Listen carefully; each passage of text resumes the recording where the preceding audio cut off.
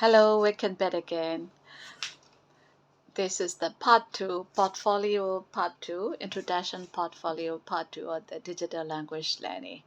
So today's lesson is before lesson is telling about the writing. So now you have a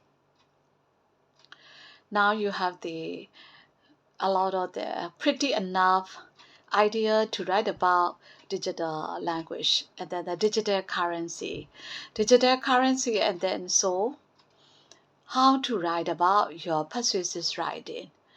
The previous lesson I have already explained you that how to write the persuasive writing. However, in this video let me revise you again. So however, I think three paragraph writing, five paragraph writing, you already know that well. So let me suggest you again to write for the good marks writing within the 40 minutes. You can get the good writing. So let me point out, highlight the how to write the main points to get the good mark. So that is about the which extent do you agree? Do you agree that government should adopt the digital currency? That is the main title we have to write. So you have already compiling together the pretty enough information, so you know well the some knowledge about which points will you write. So for that, as already know that for the introduction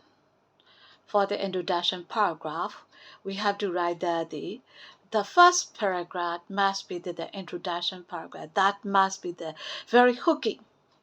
So it might be the hook sentence, we have to write that.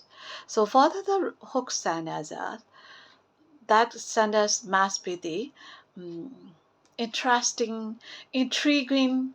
You can persuade a lot of the intriguing to your reader. So important. So your first sentence must be the hook sentence, and then the must rise up a lot of the interest to your examiner, to your reader. And then we have to take care about that. Your reader is your reader is for the academic circle. So from the academic circle, that's why fellowship members are reading about that.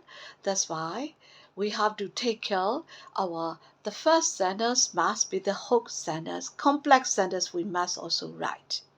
And then after the hook sentence, we are using the complex sentence, and then using the academic lexicon. Academic lexicon we have to use, and then we have to avoid. Instead of using the active form or rising, we should use the passive form. Passive form is the formal writing form. You must remember, or learners, you must remember to use in our writing form is the mostly we should use the passive form. And then your audience, your reader is the fellowship one. So fellow one, that's why your examiners, that's why your writing must be the polite form or the vocabulary and lexicon have to use. So and then passive form have to use, complex sentence have to use, and then the academic lexicon have to use. Other crucial point is that we cannot forget about it that we shouldn't use the abbreviation short form like this can't, does not, doesn't. Instead of does not, we are using the doesn't. Like this kinds of the abbreviation we shouldn't use. And then we should take care, instead of using the active form of the writing sentences, we must use the passive form of the writing sentences. And then we should avoid second personal pronoun using, like the you kinds of writing, kinds of second personal pronoun using, we should avoid that. Generally, we have to use that method, persuasive writing.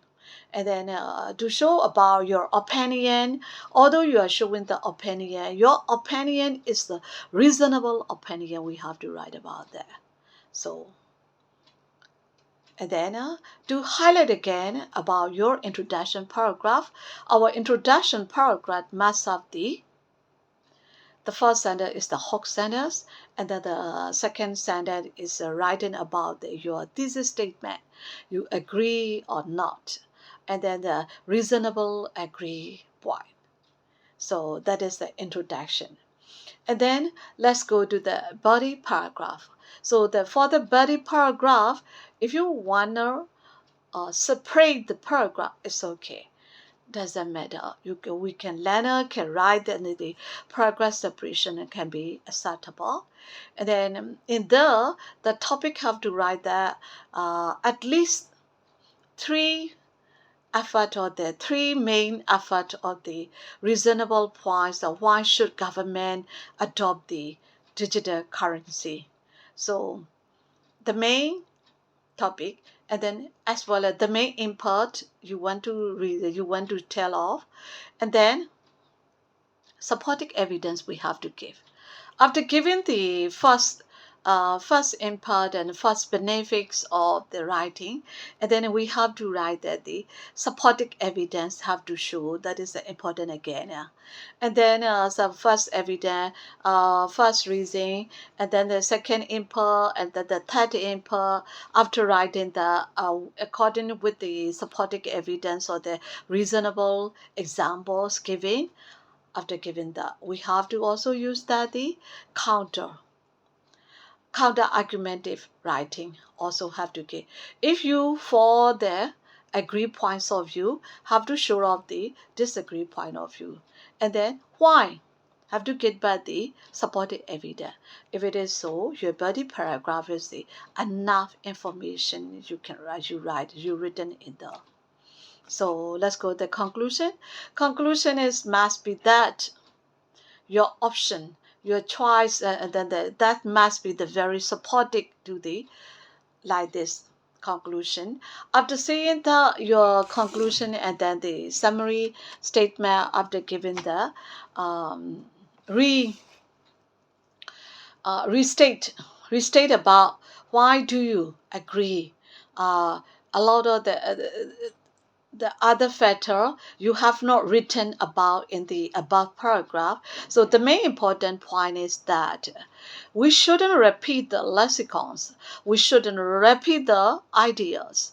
We shouldn't repeat the ideas and lexicons, and then the taker uses the general writing, not pointing out the you, or like that the second personal pronoun or I first personal pronoun using, although using instead of using then, we should use that the general academic writing essay. So write like that. Your writing must be the very nice, and then the a good band scores you will get. So next video, we are learning about the reading skills. Merry Christmas and then the Happy New Year.